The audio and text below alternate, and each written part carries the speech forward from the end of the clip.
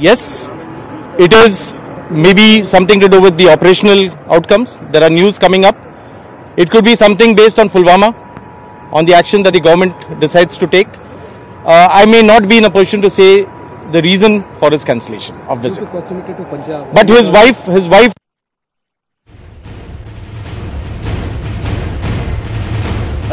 Air commander Srinivasan ಅವರು ಹೇಳಿರುವಂತಹ ಮಾತು, Pulwama attack ಆದ ದಿನದಲ್ಲೂ ಕೂಡ ಅಲರ್ಟ್ ಇತ್ತು.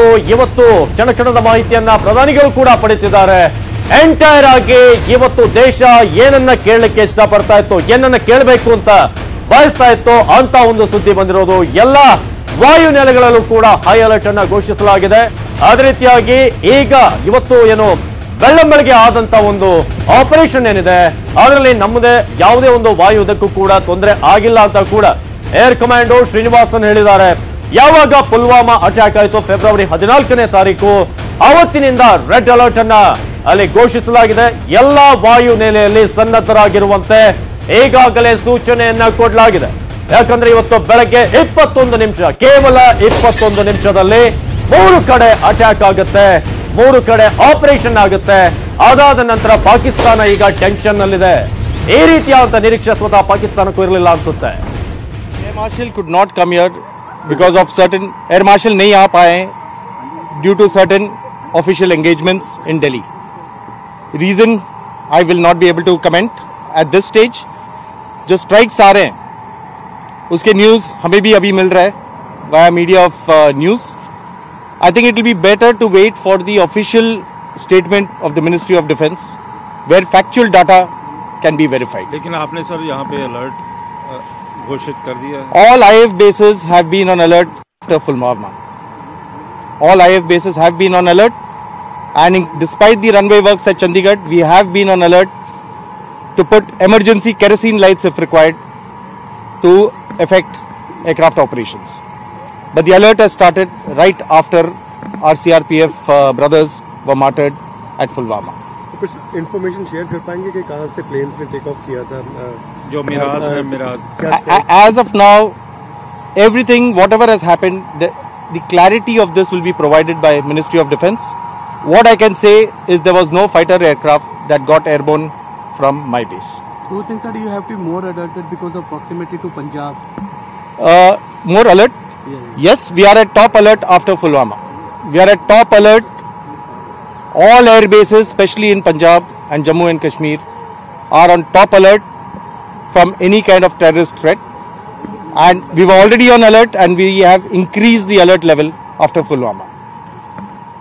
We will see what exactly are these strikes all about once we also get data, because this strikes, if it was, whatever it was, even we will get information only when it comes officially.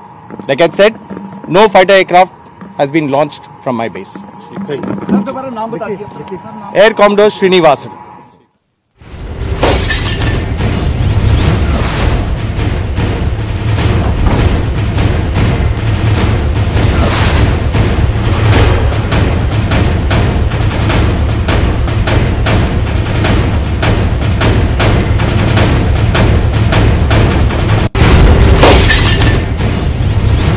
ಈಗ ಪ್ರತಿದಾಳಿಗೆ ಸಿದ್ಧವಾಗಿದ್ದ ಪಾಕಿಸ್ತಾನ ಆ ಕ್ಷಣ ಬೆಚ್ಚಿ ಬಿದ್ದಿತ್ತು. ಅದಕ್ಕೆ ಕಾರಣವಾಗಿದ್ದು ಪ್ರತಿದಾಳಿಗೆ ರೆಡಿಯಾಗಿದ್ದ ಪಾಕಿಸ್ತಾನಕ್ಕೆ ಅಲ್ಲಿ ಬರ್ತಾ ಇದ್ದ ವಿಮಾನಗಳ ಸಂಖ್ಯೆಯನ್ನ ನೋಡಿ, ಫೈಟರ್ ಜೆಟ್ಗಳ ಸಂಖ್ಯೆಯನ್ನ ನೋಡಿ ಬೆಚ್ಚಿ ಬಿದ್ದಿದೆ ಪಾಕಿಸ್ತಾನ. ಪ್ರತಿದಾಳಿಗೆ ಸಿದ್ಧವಾಗಿದ್ದಂತ ಪಾಕಿಸ್ತಾನಕ್ಕೆ ಕಾದಿತ್ತು ಶಾಕ್. ಅಲ್ಲಿ ಬಂದಂತ ಒಂದು ಫೈಟರ್ ಜೆಟ್ಗಳ ಸಂಖ್ಯೆ ಏನಿತ್ತು ಅದನ್ನ ನೋಡಿ ಪ್ರತಿದಾಳಿ ಮಾಡೋದಕ್ಕೂ ಕೂಡ ಪಾಕಿಸ್ತಾನ ಹಿಂಜರಿಯುವಂತಹ ಪರಿಸ್ಥಿತಿ ನಿರ್ಮಾಣವಾಗಿತ್ತು. ಅಷ್ಟರ ಮಟ್ಟಿಗೆ 12 ಮಿರಾಜ್ ಫೈಟರ್ ಜೆಟ್ಗಳು ಜೊತೆಗೆ ಸುಖೋಯ್, ಈ ಒಂದು ಜುಗಲ್ಬಂದಿ ಏನಿದೆ ಪಾಕಿಸ್ತಾನದ ನರನಾಡಿಗಳಲ್ಲಿ ಆತಂಕವನ್ನ ಉಂಟು ಮಾಡಿತ್ತು. ಪ್ರತಿದಾಳಿ ಮಾಡಬೇಕು ಅಲ್ಲಿ ರೆಡಿ ಆಗಿತ್ತು ಪಾಕಿಸ್ತಾನ. ಆದ್ರೆ ಭಾರತೀಯ ವಿಮಾನಗಳು, ಯುದ್ಧ ವಿಮಾನಗಳ ಸಂಖ್ಯೆಯನ್ನ ನೋಡಿ ಪ್ರತಿದಾಳಿ ಮಾಡೋದಕ್ಕೆ ಪಾಕಿಸ್ತಾನ ಮುಂದಾಗ್ಲಿಲ್ಲ ಅನ್ನೋ ಒಂದು ಸ್ಫೋಟಕ ಮಾಹಿತಿ ಈಗ ಲಭ್ಯವಾಗ್ತಿರೋದು. ನಾವು ಕೂಡ ಪ್ರತಿದಾಳಿ ಮಾಡ್ತೀವಿ, ತಕ್ಕನಾದಂತ ಉತ್ತರವನ್ನ ಕೊಡ್ತೀನಿ ಅಂತ ಇಮ್ರಾನ್ ಖಾನ್ ಬಹಳ ಘಂಟಾಘೋಷವಾಗಿ ಮಾತನಾಡಿದ್ರು. ಆದ್ರೆ ಪಾಕಿಸ್ತಾನದ ಕಡೆ ಭಾರತದ ಕಡೆಯಿಂದ ಹೋಗ್ತಿದ್ದಂತ ಯುದ್ಧ ವಿಮಾನಗಳ ಸಂಖ್ಯೆಯನ್ನ ನೋಡಿದ ನಂತರ ಪಾಕಿಸ್ತಾನಕ್ಕೆ ಅಲ್ಲಿ ಎದೆ ನಡಗಿದೆ. ಯಾವ ರೀತಿಯಾಗಿ ನಾವು ಅಲ್ಲಿ ವಾಪಸ್ ಉತ್ತರವನ್ನ ಕೊಡೋದು, ಇದರ ಬಗ್ಗೆ ಅವರಿಗೆ ಭಯ ಉಂಟಾಗಿದೆ ಭಾರತದ ಮಿರಾಜ್ 2000 ಇದನ್ನ ನೋಡಿ ಪಾಕಿಸ್ತಾನದ F-16 ಮೂಲಕ ಪ್ರತಿ ದಾಳಿಗೆ ಸಿದ್ಧವಾಗಿತ್ತು ಪಾಕಿಸ್ತಾನ. ಅದೇ ರೀತಿಯಾಗಿ ಏನು ಬಾಲಾಕೋಟ್ ಇದೆ ಅದರ ಸಮೀಪದಲ್ಲೇ F-16 ಒಂದು ನೆಲೆ ಕೂಡ ಇದೆ ಅನ್ನೋದು ಮಾಹಿತಿ ಇದೆ. ಆದ್ರೆ ಮಿರಾಜ್ 2000 ಮುಂದೆ F-16 ಏನಿದೆ ಅದರ ಸದ್ದು ಅಲ್ಲಿ ಕೇಳಿಲ್ಲ. ಪಾಕಿಸ್ತಾನ F-16 ಕಂಗಾಲಾಗಿದೆ. ಒಂದು ವೇಳೆ ಮಿರಾಜ್ 2000 ಮುಂದೆ F-16 ಹೋದ್ರೆ ಅಲ್ಲಿ ಪುಡಿ ಆಗೋದು ಪಕ್ಕ, ಧ್ವಂಸವಾಗೋದು ಪಕ್ಕ. ಆ ಒಂದು ಭಯ ಆ F-16 ಪಾಕಿಸ್ತಾನದ ಸೇನೆಯವರಿಗೆ ಕಾಡಿದೆ. ಹಾಗಾಗಿ ಪ್ರಯತ್ನವನ್ನ ಮಾಡೋದೇ ಬೇಡ. ಯಾಕಂದ್ರೆ 12 ಸಂಖ್ಯೆಯಲ್ಲಿ ಬರ್ತಿರುವಂತದ್ದು ಮಿರಾಜ್ 2000. ನಿಮ್ಗೆಲ್ಲ ನೆನಪಿರ್ಬೋದು 1999ರಲ್ಲಿ ಕಾರ್ಗಿಲ್ ಯುದ್ಧ ಆದಾಗ ಟೈಗರ್ ಹಿಲ್ ಮತ್ತು ಬತಾಲಿಕ್ ನಲ್ಲೂ ಕೂಡ ಪಾಕಿಸ್ತಾನದ ಸೇನಾ ಕ್ಯಾಂಪ್ ಅನ್ನ ಧ್ವಂಸ ಮಾಡಿದ್ದು ಇದೇ ಮಿರಾಜ್ 2000. ಹಾಗಾಗಿ ಅದರ ಸಾಮರ್ಥ್ಯ, ಅದರ ರುಚಿ ಈಗಾಗಲೇ ಪಾಕಿಸ್ತಾನಕ್ಕೆ ಗೊತ್ತಾಗಿದೆ. ಹಾಗಾಗಿ ನಾವೇನಾದ್ರೂ ನಮ್ಮ ಈ F-16 ಅನ್ನ ಬಿಟ್ರೆ ಒಂದ್ ರೀತಿಯಾಗಿ ಮಿರಾಜ್ ಮುಂದೆ ಪೇಪರ್ ವಿಮಾನವನ್ನ ಬಿಟ್ಟ ಹಾಗಾಗತ್ತೆ, ಅದು ಧ್ವಂಸವಾಗೋದು ಗ್ಯಾರಂಟಿ. ಹಾಗಾಗಿ ಭಾರತೀಯ ವಿಮಾನಗಳ ಸಂಖ್ಯೆಯನ್ನ ನೋಡಿ ಪಾಕಿಸ್ತಾನ ಬೆಚ್ಚಿ ಬಿದ್ದಿದೆ.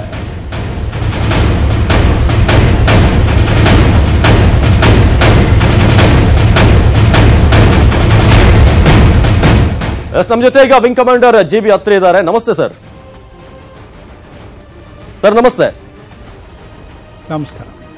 ಈಗ ನಾವು ನೋಡ್ತಾ ಇದೀವಿ ಒಂದ್ ಕಡೆ ಮಿರಾಜ್ 2000 ನ ಒಂದು ಸ್ಟ್ರೆಂತ್ ಹಾಗೂ F-16 ಪಾಕಿಸ್ತಾನದ್ದು ಎರಡನ್ನು ಕಂಪೇರ್ ಮಾಡೋದಾದ್ರೆ ಹೇಗಿದೆ ಅಂತ, ಏನ್ ಸ್ಟ್ರೆಂತ್ ಇದೆ, ಏನ್ ವೀಕ್ನೆಸ್ ಇದೆ ಅವ್ರ ಕಡೆ ಅಂತ?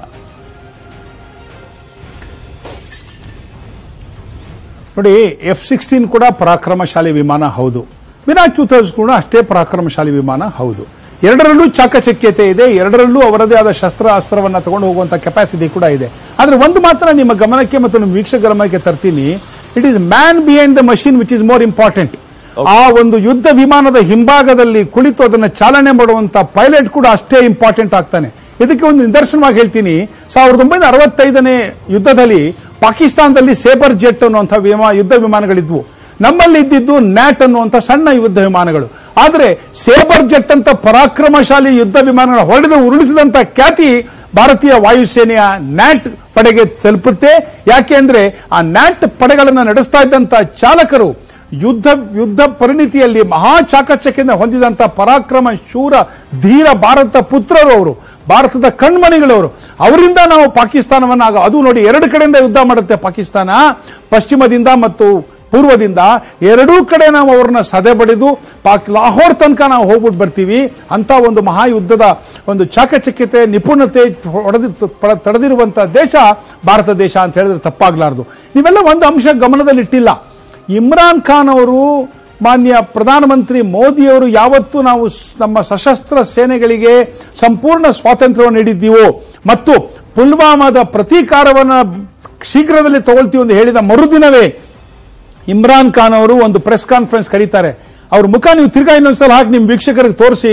ಅವರ ಮುಖದಲ್ಲಿ ಭಯ ಮೂಡಿತ್ತು, ಯಾವುದೇ ಒಂದು ರೀತಿಯ ಕಾನ್ಫಿಡೆನ್ಸ್ ಅವ್ರ ಮುಖದಲ್ಲಿ, ಆತ್ಮವಿಶ್ವಾಸ ಅವ್ರ ಮುಖದಲ್ಲಿ ತೋರಿಸ್ತಾ ಇರಲಿಲ್ಲ. ಆತ ಭಯ ಪೀಡಿತನಾಗಿದ್ದ. ಅವರ ಆರ್ಮಿಯ ಹೇಳಿಕೆಗಳನ್ನ ಓದಿದಂತೆ ನನಗೆ ಅನ್ನಿಸ್ತೇ ವಿನಃ ತನ್ನ ಸ್ವಯಂ ಆಗಿ ಒಬ್ಬ ಪ್ರಧಾನಮಂತ್ರಿ ಪಾಕಿಸ್ತಾನದವರು ಮಾತಾಡಿದ್ರು ನನಗೆ ಅನ್ನಿಸ್ಲೇ ಇಲ್ಲ. ಅಷ್ಟು ಭಯ ಮೂಡಿಸಿದ್ ಏನಕ್ಕೆ ಗೊತ್ತಾ? ನಮ್ಮ ಭಾರತೀಯ ಸೇನೆಯ ಜನರಲ್ ಏನ್ ಹೇಳಿದ್ರು, ಜಮ್ಮು ಅಂಡ್ ಕಾಶ್ಮೀರ್ನಲ್ಲಿ ಯಾರು ಭಾರತದ ವಿರುದ್ಧ ಶಸ್ತ್ರವನ್ನು ಎತ್ತುತ್ತಾನೋ ಆತನನ್ನು ಅಲ್ಲೇ ಧ್ವಂಸ ಮಾಡಲಾಗುವುದು, ಹುಷಾರ್ ಎನ್ನುವ ಒಂದು ಕಟ್ಟೆಚ್ಚರ ಕೊಟ್ಟಿದ್ರಿಂದ ಪಾಕಿಸ್ತಾನದ ಪರವಾಗಿ ಸಹಕಾರ ಸಹಾನುಭೂತಿಯನ್ನು ತೋರಿಸ್ತಾ ಇದ್ದಂತ ಕೆಲವು ನಮ್ಮ ಸ್ಥಳೀಯರುಗಳಿಗೆ ಬಹಳ ದೊಡ್ಡ ಆಘಾತ ಆಗಿದೆ. ಸ್ಥಳೀಯರ ಸಹಾಯವಿಲ್ಲದೆ ಈ ಭಯೋತ್ಪಾದಕರು ನಮ್ಮ ದೇಶವನ್ನು ನುಸುಳಿ ಇಲ್ಲಿ ಇಷ್ಟೊಂದು ವಿಧ್ವಂಸ ಕಾರ್ಯಗಳನ್ನ ಮಾಡಲಿಕ್ಕೆ ಅವ್ರ ಕೈಲಿ ಆಗ್ತಾ ಇರಲಿಲ್ಲ. ಆದ್ರಿಂದ ಇವತ್ತು ನಮ್ಮ ಆಂತರಿಕವಾಗಿ ನಮ್ಮ ರಕ್ತವನ್ನ ಹೀರ್ತಾ ಇರೋ ಪಿಪಾಸಿಗಳನ್ನ ಸದೆ ಬಡಿಯುವ ಸುಸಮಯ ಕೂಡ ಬಂದಿದೆ ಅಂತ ಹೇಳಿದ್ರೆ ತಪ್ಪಾಗಲಾರದು. ಜೊತೆಗೆ ಇನ್ನು ಮುಂದಿನ ಯಾವುದೇ ಯುದ್ಧ ಆಗಲಿ ಅದು ವಾಯುಸೇನೆಯಿಂದಲೇ ಶುರುವಾಗುತ್ತೆ. ಯಾಕೆಂದ್ರೆ ಪರಾಕ್ರಮಶಾಲಿ ಬಾಂಬ್ಗಳು ಮತ್ತು ನಿರ್ದಿಷ್ಟ ಸಮಯದಲ್ಲಿ ಕೆಲವೇ ಸಮಯಗಳಲ್ಲಿ ಧ್ವಂಸ ಮಾಡಿ ಬರುವಂತ ತಾಕತ್ತಿರೋದು ವಾಯುಸೇನೆಗೆ ಇವತ್ತು. ನಮ್ಮ ದೇಶ ಅಂತಲ್ಲ, ಯಾವ ದೇಶದಲ್ಲೇ ಆಗಲಿ. ಆದ್ರಿಂದ ನಮಗೂ ಕೂಡ ಪಾಕಿಸ್ತಾನದ ಪರಾಕ್ರಮ ಎಷ್ಟಿದೆ, ಅವರಲ್ಲಿ ಯಾವ ಯಾವ ರೀತಿಯ ಯುದ್ಧ ವಿಮಾನಗಳಿದೆ, ಯಾವ ಯಾವ ರೀತಿಯಾದಂತಹ ನಿಪುಣತೆ ಹೊಂದಿದ್ದಾರೆ ಅನ್ನೋ ವಿಷಯ ಕೂಡ ನಮಗೆ ಗೊತ್ತಿದೆ. ಇನ್ನೊಂದು ವಿಷಯ ನೋಡಿ, ಸುಮಾರು ವರ್ಷಗಳಿಂದ ಪಾಕಿಸ್ತಾನದ ಸೈನಿಕರಿಗೆ ಪಾಪ ಇದು ಒಂಥರ ಮಸಿ ಹಿಡಿದು ಬಿಟ್ಟಿದೆ. ಅವರು ಬರೀ ಭಯೋತ್ಪಾದಕರಿಂದ ಯುದ್ಧ ಮಾಡಿಸ್ತಾ ಇದ್ರೆ ವಿನಃ ತಾವಾಗಿ ಯಾವ ಯುದ್ಧದಲ್ಲೂ ಅವರು ತೊಡಕೊಳ್ಳಿಕ್ಕೆ ಪ್ರಯತ್ನ ಪಟ್ಟಿಲ್ಲ. ಆದ್ರೆ ನಮ್ಮ ವೀರ ಸೇನಾನಿಗಳು ನಾವೇ ಯುದ್ಧ ಮಾಡಿ ಭಯೋತ್ಪಾದಕರನ್ನ ಓಡಿಸ್ತಾ ಇರುವಂತಹ ಸಂಗತಿಗಳು ನಿಮಗೆಲ್ಲ ಗೊತ್ತಿರುವಂತಹ ವಿಚಾರನೆ. ಆದ್ರಿಂದ ಇವತ್ತು ಪಾಕಿಸ್ತಾನದ ಸೈನ್ಯದಲ್ಲಿ ಮನೋಬಲ ಬಹಳಷ್ಟು ಕುಗ್ಗಿದೆ. ಯಾರಿಗೂ ಸಾಯ್ಬೇಕು ಅನ್ನೋ ಆಸೆ ಇಲ್ಲ ಯುದ್ಧದಲ್ಲಿ. ಆದ್ರಿಂದ ಅವ್ರು ಎಲ್ಲೂ ಮುಂದೆ ಬರಲಿಕ್ಕೆ ಹಿಂದೇಟ್ ಹಾಕ್ತಾ ಇದ್ದಾರೆ ಅಂತ ನಮ್ಮೆಲ್ಲರ ಒಂದು ಭಾವನೆ. ಜೊತೆಗೆ ನಮ್ಮ ಈ ನಿರ್ದಿಷ್ಟವಾದ ಏರ್ ಸ್ಟ್ರೈಕ್ ನ ನೋಡ್ಬಿಟ್ಟು ನಿಜವಾಗ್ಲೂ ಒಂದು ಹಲ್ಚಲ್ ಆಗ್ಬಿಟ್ಟಿದೆ ಪಾಕಿಸ್ತಾನದ ಅಂತ ಹೇಳಿದ್ರೆ ತಪ್ಪಾಗ್ಲಾರ್ದು. ಎಸ್ ಸರ್, ನಾನು ಇನ್ನಷ್ಟು ಮಾತಾಡ್ತೀನಿ. ಈಗ ನಮ್ಮ ಜೊತೆ ಕರ್ನಲ್ ಉದಯ್ ಅವರು ಕೂಡ ನೇರ ಸಂಪರ್ಕದಲ್ಲಿದ್ದಾರೆ. ಸರ್, ಈಗ ನಾವು ನೋಡ್ತಾ ಇದೀವಿ ಮಿರಾಜ್ 2000 ಒಂದು ಸ್ಟ್ರೆಂತ್ ಅನ್ನ ನೋಡಿ F-16 ಕೂಡ ಹಿಂಜರಿದಿದೆ ಅಂತ ಪಾಕಿಸ್ತಾನದಿಂದ. ಯಾವ ರೀತಿಯಾಗಿ ಪಾಕಿಸ್ತಾನದ ಮೈಂಡ್ ಸೆಟ್ ನಲ್ಲಿ ಅಥವಾ ಥಿಂಕ್ ಟ್ಯಾಂಕ್ ನಲ್ಲಿ ಓಡ್ತಾ ಇರ್ಬೋದು ಈಗ ಅಂತ ಯೋಚನೆಗಳು?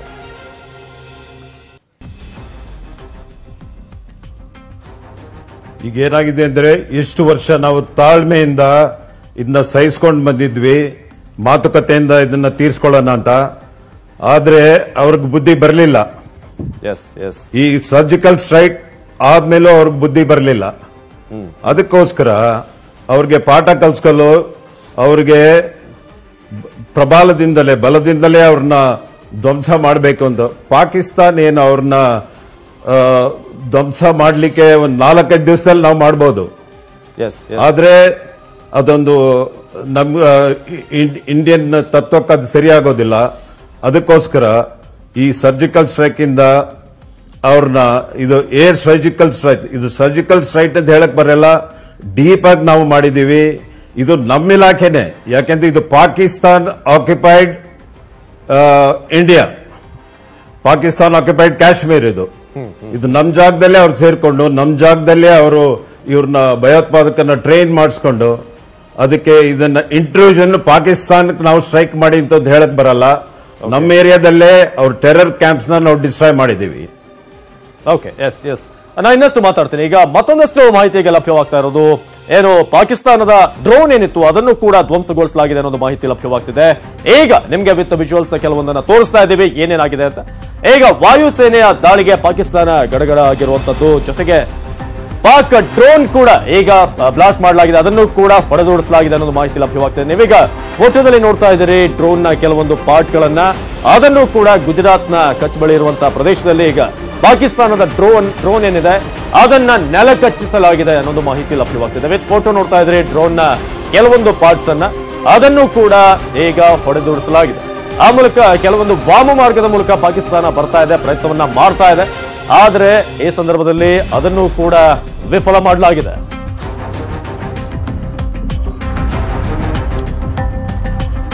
ಕರ್ನಲ್ ಉದಯ್ ಅವ್ರ ಜೊತೆ ಮಾತಾಡ್ತಿದ್ದೆ ನಾನು. ಉದಯ್ ಅವರೀಗ ನಾವು ನೋಡೋದಾದ್ರೆ ಅಲ್ಲಿ ಡ್ರೋನ್ ಮೂಲಕ ಕೂಡ ಬೇರೆ ಮಾರ್ಗಗಳನ್ನು ಕೂಡ ಟ್ರೈ ಮಾಡ್ತಾ ಇದೆ ಪಾಕಿಸ್ತಾನ ಎಂಟರ್ ಆಗೋದಕ್ಕೆ ಈ ಕಡೆ. ಇದನ್ನು ಕೂಡ ಹೊಡೆದುರಿಸಲಾಗಿದೆ ಅಂತ. ಏನ್ ಡ್ರೋನ್ ಮೂಲಕ ಏನೇನು ಪ್ರಯತ್ನಗಳನ್ನು ಮಾಡಬಹುದಾಗಿತ್ತು ಅಂತ ಅವರು?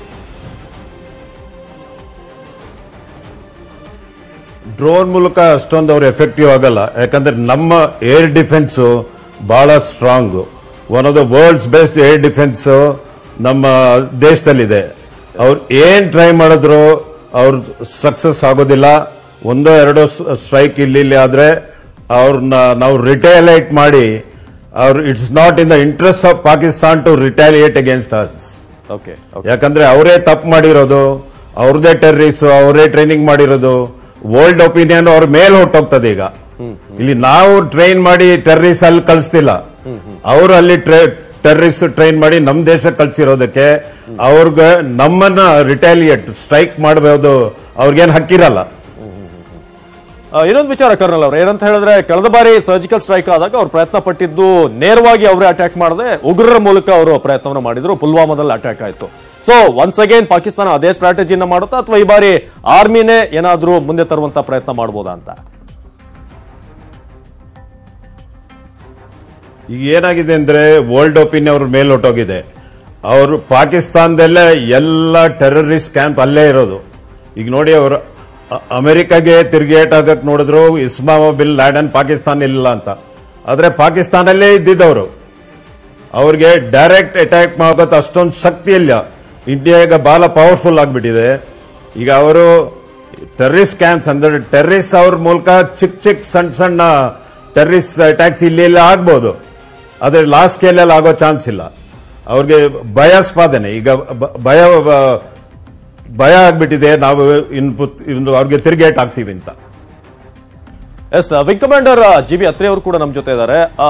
ಸರ್, ನಿಮ್ಮನ್ನ ಕೇಳೋದಾದ್ರೆ, ಈಗ ಎಷ್ಟು ದಿನ ನಾವು ಅಟ್ಯಾಕ್ ಮಾಡಿದಂಥದ್ದು ಉರಿ ಪಠಾಣ್ಕೋಟ್ ಇರ್ಬೋದು, ಆದ್ರೆ ಈ ಬಾರಿ POK ಅಂದ್ರೆ LOC ದಾಟಿ ಹೋಗಿ ಅಟ್ಯಾಕ್ ಮಾಡ್ಕೊಂಡು ಬಂದಿರುವಂತದ್ದು. So there will be difference, will be there any difference ಅನ್ನೋದು ಇದರಲ್ಲಿ? ಏನು ಡಿಫರೆನ್ಸ್ ಇಲ್ಲ. ಪಾಕಿಸ್ತಾನ ಆಕ್ಯುಪೈಡ್ ಕಾಶ್ಮೀರ್ ನಮ್ದೇ ಜಾಗ. ಎಸ್, ಅದನ್ನ ಇವರು ದುರುಪಯೋಗ ಪಡಿಸ್ಕೊಳ್ತಾ ಇದ್ದಾರೆ. ಇವತ್ತು ನೋಡಿ, ಇನ್ನೊಂದು ಸಾಯಂಕಾಲ ಅಥವಾ ನಾಳೆ ಹೊತ್ತಿಗೆ ನೀವು ನೋಡ್ತೀರಾ, ಇಡೀ ಪ್ರಪಂಚ ಭಾರತದ ಹಿಂದೆ ನಿಂತ್ಕೊಳ್ಳುತ್ತೆ. ಭಾರತ ಇವತ್ತು ಮಾಡಿರುವಂತಹ ದಾಳಿ ಮಹಾಶ್ರೇಷ್ಠವಾದ ಮಹತ್ವದ ದಾಳಿ, ಮಹತ್ತರವಾದ ದಾಳಿ ಇದು. ಯಾಕಂದ್ರೆ ಯಾವುದೇ ಒಂದು ಪ್ರಪಂಚದಲ್ಲಿ ಶಾಂತಿಯನ್ನ ಕೋರುವ ರಾಷ್ಟ್ರ ಭಯೋತ್ಪಾದನೆಯನ್ನ ಖಂಡನೆ ಮಾಡೇ ಮಾಡುತ್ತೆ. ಆದ್ರಿಂದ ಭಯೋತ್ಪಾದಕರ ಕಾರ್ಖಾನೆಗಳ ಆಗರವಾಗಿದ್ದ ಪಾಕಿಸ್ತಾನವನ್ನ ಇವತ್ತು ನಾವು ದಾಳಿ ಮಾಡಿರೋದ್ರಿಂದ ಯಾರೂ ಕೂಡ ನಮ್ಮ ವಿರುದ್ಧ ಹೋಗೋದಿಲ್ಲ. ಇಡೀ ಪ್ರಪಂಚದ ಎಲ್ಲ ಶಾಂತಿಯುತ ರಾಷ್ಟ್ರಗಳು ಕೂಡ ಭಾರತದ ಈ ಒಂದು ಆಕ್ರಮಣವನ್ನು ಹೊಗಳುತ್ತೆ, ಕೃತಜ್ಞತಾ ಭಾವನೆಯಲ್ಲಿ ಧನ್ಯವಾದಗಳನ್ನು ಅರ್ಪಿಸುತ್ತೆ ಮತ್ತು ಪಾಕಿಸ್ತಾನದ ವಿರುದ್ಧವಾಗಿ ನಿಲ್ಲುತ್ತೆ ಅಂತ ಹೇಳಿದ್ರೆ ತಪ್ಪಾಗಲಾರದು. ಯಾಕಂದ್ರೆ ನಾವು ಮಾಡಿರೋ ಕೆಲಸನೇ ಅಂತದ್ದು. ಇವತ್ತು ನಾವು ಪಾಕಿಸ್ತಾನ ಮೇಲೆ ಯುದ್ಧವನ್ನ ಹೇಳಿಲ್ಲ. ನಾವು ಪಾಕಿಸ್ತಾನದಲ್ಲಿ ನೀವು ನಡೆಸ್ತಾ ಇರುವಂತ ಈ ತರಬೇತಿ ಶಿಬಿರಗಳಲ್ಲಿ ಹುಟ್ಟಿ ಬರುವಂತಹ ಭಯೋತ್ಪಾದಕರನ್ನ ನೀವು ತಡೆ ಹಿಡಿರಿ ಅಂತ ನಾವು ಪಾಕಿಸ್ತಾನಕ್ಕೆ ಕಳೆದ 15-16 ವರ್ಷಗಳಿಂದ ಹೇಳ್ತಾನೆ ಬಂದಿದ್ದೀವಿ. ಆದ್ರೆ ಪಾಕಿಸ್ತಾನ ಆ ಮಾತಿಗೆ ಬೆಲೆ ಕೊಡ್ತಾ ಇಲ್ಲ. ಬಹುಶಃ ಅವ್ರು ಯಾವ ಭಾಷೆ ಅರ್ಥ ಆಗತ್ತೆ, ಇದೇ ಭಾಷೆ ಅವ್ರಿಗೆ ಅರ್ಥವಾಗತ್ತೆ ಅಂತ ಕಾಣುತ್ತೆ. ಅದಕ್ಕೋಸ್ಕರ ನಾವು ಈ ಭಾಷೆಯಲ್ಲಿ ಅವರಿಗೆ ಉತ್ತರ ಕೊಟ್ಟಿದ್ದೀವಿ. ಇನ್ನು ಮುಂದೆ ಬಹುಶಃ ಪಾಕಿಸ್ತಾನಕ್ಕೆ ತಾಕತ್ತಿಲ್ಲದೆ ಇರಬಹುದು ಅವರಲ್ಲಿ ಹುಟ್ಟಿ ಬಂದಿರುವಂತಹ ಈ ತರಬೇತಿ ಶಿಬಿರಗಳನ್ನ ಧ್ವಂಸ ಮಾಡಲಿಕ್ಕೆ. ಯೋಚನೆ ಮಾಡಬೇಡಿ ನೀವು. ನಮ್ಮ ಭಾರತ ದೇಶಕ್ಕೆ ಹೇಳಿ, ನಿಮ್ಮ ಪಾಕಿಸ್ತಾನದಲ್ಲಿ ಎಲ್ಲೆಲ್ಲಿ ಈ ರೀತಿಯಾದಂತಹ ಭಯೋತ್ಪಾದಕರನ್ನು ಸೃಷ್ಟಿ ಮಾಡುವ ಕಾರ್ಖಾನೆಗಳು ಇದೆಯೋ, ನಮ್ಮ ಸೇನೆ, ನಮ್ಮ ವಾಯುಸೇನೆ ಬಂದನ್ನು ಧ್ವಂಸ ಮಾಡುತ್ತೆ. ನೀವು ಯೋಚನೆ ಮಾಡಬೇಡಿ. ನಿಮಗೆ ಈ ವಿಚಾರದಲ್ಲಿ ನಮ್ಮ ಸಂಪೂರ್ಣ ಸಹಕಾರ ಇದೆ. ಮೊನ್ನೆ ನಾನು ಮಾತಾಡ್ತಾ ಕೇಳಿಸ್ಕೊಂಡೆ, ಇಮ್ರಾನ್ ಖಾನ್ ಅವರು ಹೇಳ್ತಾ ಇದ್ರು, ನಮ್ಮ ದೇಶ ಕೂಡ ಭಯೋತ್ಪಾದಕರಿಂದ ಬಹಳ ಪೀಡಿತ ಆಗಿದೆ ಅಂತ. ಖಂಡಿತವಾಗ್ಲೂ ನಿಮಗೆ ನಾವು ಸ್ನೇಹ ಹಸ್ತ ಚಾಚಿಸ್ತೀವಿ. ಇಮ್ರಾನ್ ಖಾನ್ ಅವರೇ, ನೀವು ರಿಕ್ವೆಸ್ಟ್ ಮಾಡಿ ಪ್ರಧಾನಮಂತ್ರಿ ಮೋದಿ ಅವರನ್ನ, ನಿಮ್ಮ ಸೈನ್ಯವನ್ನ ಕಳಿಸಿ, ಈ ಜಾಗದಲ್ಲಿ ತರಬೇತಿ ಶಿಬಿರ ಇದೆ ಅಂತ ನಾವು ಬಂದು ಧ್ವಂಸ ಮಾಡಿ ನಿಮ್ಮ ರಾಷ್ಟ್ರವನ್ನು ಕೂಡ ಭಯೋತ್ಪಾದಕರಿಂದ ವಿಮೋಚನೆಗೊಳಿಸ್ಕೊಡ್ತೀವಿ. ಯೋಚನೆ ಮಾಡಬೇಡಿ ನೀವು. ನಿಮ್ಮ ದೊಡ್ಡ ಸ್ನೇಹ ಹಸ್ತವನ್ನ ಚಾಚಿ ನಿಮ್ ಜೊತೆಗೆ ನಾವು ನಿಂತಿದ್ದೀವಿ. ಎಲ್ಲೆಲ್ಲಿ ನಿಮ್ಮ ಭಯೋತ್ಪಾದನೆ ಶಿಬಿರ ಇದೆ ಅಂತ ಆ ಒಂದು ಗುರುತು ಪಟ್ಟಿಯನ್ನು ನಮಗೆ ಕೊಡಿ, ಅದು ನಮ್ಗೆ ಇನ್ನೂ ಅನುಕೂಲ ಆಗುತ್ತೆ. ನಾವು ಬರ್ತೀವಿ, ನಮಗೆ ಸ್ವಾತಂತ್ರ್ಯ ಕೊಡಿ. ನಿಮ್ಮ ಎಲ್ಲೆಲ್ಲಿ ಭಯೋತ್ಪಾದಕರು ನುಸುಳಿ ಕೂತಿದ್ದಾರೋ, ನಿಮ್ಮ ಎಲ್ಲೆಲ್ಲಿ ಭಯೋತ್ಪಾದಕರ ಕಾರ್ಖಾನೆ ಇದೆಯೋ, ಅದನ್ನೆಲ್ಲ ಭಾರತೀಯ ಸೇನೆ ಮತ್ತು ವಾಯುಸೇನೆ ಇಬ್ಬರು ಸೇರಿ ಧ್ವಂಸ ಮಾಡಿ ನೀವು ಪಾಕಿಸ್ತಾನ ಮುಂದೆ ಬೆಳೀಲಿ ಅನ್ನೋ ಒಂದು ಆಶಯವನ್ನ ಕೂಡ ನಾವು ವ್ಯಕ್ತಪಡಿಸ್ತೀವಿ. ಯಾಕೆಂದ್ರೆ ನೀವು ಶಾಂತಿ ಆಗಿದ್ರೆ ನಮಗೂ ಶಾಂತಿ ಇರುತ್ತೆ. ನೀವು ಶಾಂತಿ ಇಲ್ಲ, ನೀವೆಲ್ಲ ಕಡೆ ಶಾಂತಿ ಕದಲಿಕ್ಕೆ ಪ್ರಯತ್ನ ಮಾಡ್ತಾ ಇದ್ದೀರಿ. ಇನ್ನು ಮುಂದಾದ್ರೂ ಪಾಠ ಕಲ್ತ್ಕೊಳ್ಳಿ. ಒಳ್ಳೆ ಮಾತಲ್ಲಿ ಹೇಳ್ತಾ ಇದ್ದೀವಿ, ನೀವು ಒಳ್ಳೆ ಮಾತಲ್ಲಿ ಹೇಳಲಿಲ್ಲ ಅಂತ ಈಗ 2 ಏಟು ಎದುರೇಟು ಕೊಟ್ಟಿದ್ದೀವಿ. ನೀವು ಇನ್ನೂ ಕಲ್ತ್ಕೊಳ್ದೇ ಇದ್ರೆ ನೀವು ಮೂರ್ಖರು ಅಂತ ಹೇಳೋದ್ರಲ್ಲಿ ಏನು ಸಂದೇಹ ಇಲ್ಲ ನಮಗೆ. ನಾನು ಈಗಾಗಲೇ ಕರ್ನಲ್ ಉತ್ತಯ್ ಅವ್ರನ್ನ ಕೇಳಿದೆ. ಅತ್ರಿ ಸರ್, ಏನಂತ ಹೇಳಿದ್ರೆ, ಕಳೆದ ಬಾರಿ ಅಟ್ಯಾಕ್ ಆದಾಗ, ಉರಿಯಲ್ಲಿ ಅಟ್ಯಾಕ್ ಆದಾಗ ಅವ್ರು ಉತ್ತರ ಕೊಟ್ಟಿರಲಿಲ್ಲ, ನೇರವಾಗಿ ಅಲ್ಲಲ್ಲಿ ಕೆಲವೊಂದು ಅಟ್ಯಾಕ್ ಮಾಡ್ತಿದ್ರು ಬಿಟ್ರೆ ಉಗ್ರಗಾಮಿಗಳ ಮೂಲಕವೇ ಉತ್ತರವನ್ನು ಕೊಡುವಂತ ಪ್ರಯತ್ನ ಮಾಡಿದ್ರು. ಅದನ್ನ ಪುಲ್ವಾಮಾದಲ್ಲಿ ಮಾಡಿ ತೋರಿಸಿದ್ರು ಅನ್ನೋದು. ಸೊ ಪಾಕಿಸ್ತಾನದಿಂದ ಅದೇ ರೀತಿ ಅಂತ ಎಕ್ಸ್ಪೆಕ್ಟ್ ಮಾಡಬಹುದಾ, ಅಥವಾ ಅವ್ರ ಆರ್ಮಿನೇ ಬರ್ಬೋದಾ ಈ ಬಾರಿ ಮುಂಚೂಣಿಗೆ ಅಂತ? ಇಲ್ಲ, ಖಂಡಿತ ಅವ್ರ ಆರ್ಮಿ ಬರೋದಿಲ್ಲ. ನೀವು ಜ್ಞಾಪಕ ಇರಬಹುದು, 71ನೇ ಇಸ್ವಿನಲ್ಲಿ ನಾವು ಬಾಂಗ್ಲಾ ವಿಮೋಚನಾ ಯುದ್ಧದಲ್ಲಿ ಪಾಕಿಸ್ತಾನದ ವಿರುದ್ಧ ಜಯ ಗಳಿಸಿದಾಗ 93,800 ಜನ ಪಾಕಿಸ್ತಾನಿ ಸೈನಿಕರನ್ನ, ಶರಣಾಗತಿ ಹೊಂದಿದ ಸೈನಿಕರನ್ನ ವಾಪಸ್ ಬಿಟ್ಕೊಟ್ವಿ.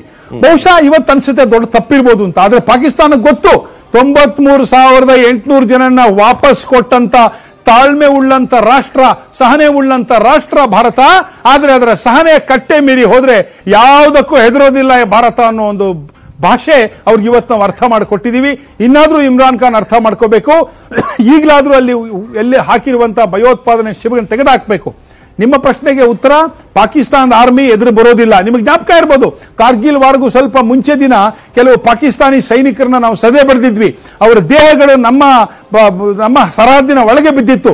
ಇದನ್ನು ತಗೊಂಡೋಗಿ ನಿಮ್ಮ ಸೈನಿಕರು, ಅವರ ಐಡೆಂಟಿಟಿ ಕಾರ್ಡ್ ಕೂಡ ನೋಡಿ ಹೇಳಿದ್ವಿ, ಇವರು ಸೈನಿಕರು ನಿಮ್ಮವರು ಅಂತ. ಆದ್ರೂ ಕೂಡ ಪಾಕಿಸ್ತಾನ ಎಂತ ನಾಲಾಯಕ ರಾಷ್ಟ್ರ ಅಂದ್ರೆ, ಅವರ ದೇಶದಾದ ಸೈನಿಕರನ್ನ ಅವರು ತೆಗೆದುಬಿಡ್ತು. ಇವರು ನಮ್ಮ ಸೈನಿಕರು ಅಲ್ವೇ ಅಲ್ಲ ಅಂತ ಹೇಳ್ತು. ಅಂತ ಒಂದು ರಾಷ್ಟ್ರ ಅದು. ಅವರ ದೇಶ ರಕ್ಷಣೆಗೆ ನಿಂತ ಸೈನಿಕರನ್ನ ನೋಡ್ಕೊಳ್ಳಾಗದ ಹೇಡಿ ರಾಷ್ಟ್ರ ಪಾಕಿಸ್ತಾನ. ನಮ್ಮ ಮೇಲೆ ಯುದ್ಧಕ್ಕೆ ಬರಕ್ಕೆ ಸಾಧ್ಯನಾ ಅವಿನಾಶ್? ಖಂಡಿತ ಇಲ್ಲ. ಎಸ್ ಸರ್, ನಾ ಮಾತಾಡ್ತೀನಿ ಈಗ. ಕರ್ನಲ್ ಉದಯ್ ಅವರೇ, ನಿಮ್ಮನ್ನು ಕೇಳೋದಾದ್ರೆ, ಈಗ ನಮ್ಮಲ್ಲಿ ಒಂದು ಮೀಟಿಂಗ್ ಆಗ್ಬೇಕಾದ್ರೆ ಪ್ರಧಾನಿಗಳು, ವಿದೇಶಾಂಗ ಸಚಿವರು, ಜೊತೆಗೆ ರಕ್ಷಣಾ ಸಚಿವರು ಇಂಥವ್ರು ಕೂರ್ತಾರೆ. ಪಾಕಿಸ್ತಾನದಲ್ಲಿ ಎಂತ ದುರಂತ ಅಂತ ಹೇಳಿದ್ರೆ ಅವರು ಚೀನಾನ ಕಾಂಟ್ಯಾಕ್ಟ್ ಮಾಡಬೇಕು, ಜೊತೆಗೆ ಈ ಮೌಲಾನಾ ಮಸೂದ್ ಅಜರ್ ಅಥವಾ ಹಫೀಜ್ ಸೈಯದ್ ಅಂತವ್ರನ್ನ ಕೂರಿಸ್ಕೊಂಡು ಮೀಟಿಂಗ್ ಮಾಡ್ಬೇಕಂತ ಪರಿಸ್ಥಿತಿ ಬಂದಿದೆ ಅವರಿಗೆ.